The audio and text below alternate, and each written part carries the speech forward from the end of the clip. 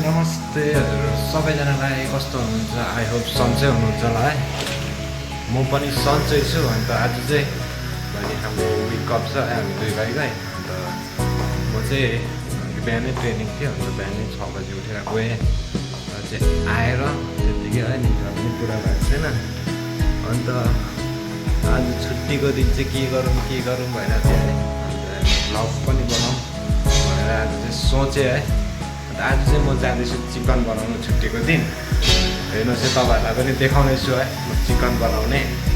चाहिँ कस्तो पाराले बनाउने रहेछु त भनेर चाहिँ तपाईँहरूलाई पनि देखाउँछु हेरिदिनुहोस् होला एकदम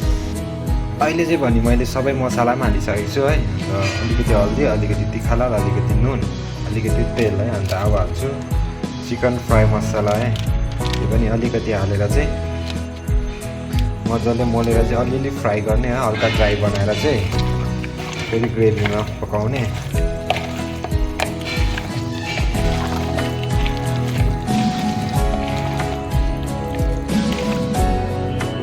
अब चाहिँ मैले सकिसकेँ मोलेर पनि है मासु मसला ससला हालेँ तेल खलाउँदैछु अन्त अब यता चाहिँ हल्का मसला पनि कटिङ गर्दै गर्ने मसलाहरू पनि यहाँनिर फ्राई हुँदै गर्छ है यतानिर मसलाहरू कटिङ गर्दै फ्राई भइसक्छ पकाउँदैछु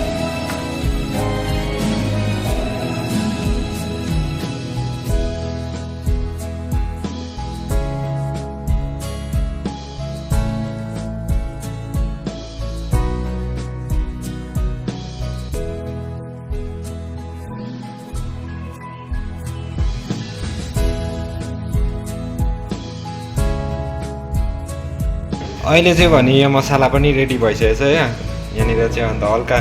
मासु चाहिँ यो चाहिँ डिप फ्राई होइन हल्का मात्रै फ्राई गरेको अन्त यहाँनिर अब तेल है अब चाहिँ मसलाहरू हालेर चाहिँ टक्क चिकन बनाउने है हेर्दै गर्नुहोस् होला तपाईँहरूलाई देखाउने छु है त सबै बनाएको भिडियो पनि यो चाहिँ मैले हल्का यो मिक्सीमा पिनेको थिएँ हामीले यो मसला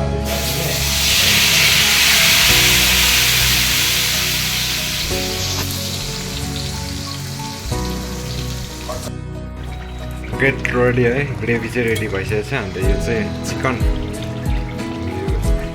चाहिँ ग्रेभीमा हाल्ने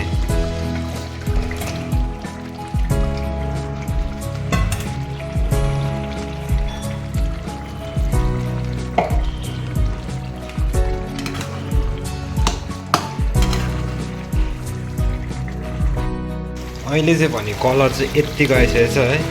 अब यसलाई चाहिँ अलिक पाक्नु टाइम लाग्छ अन्त पाकिसकेर अब तपाईँहरूलाई देखाउने छु है त एन्डमा अहिले चाहिँ भने एकदम रेडी भइसकेको छ है ग्रेभीसँगको चिकन हेर्नुहोस् है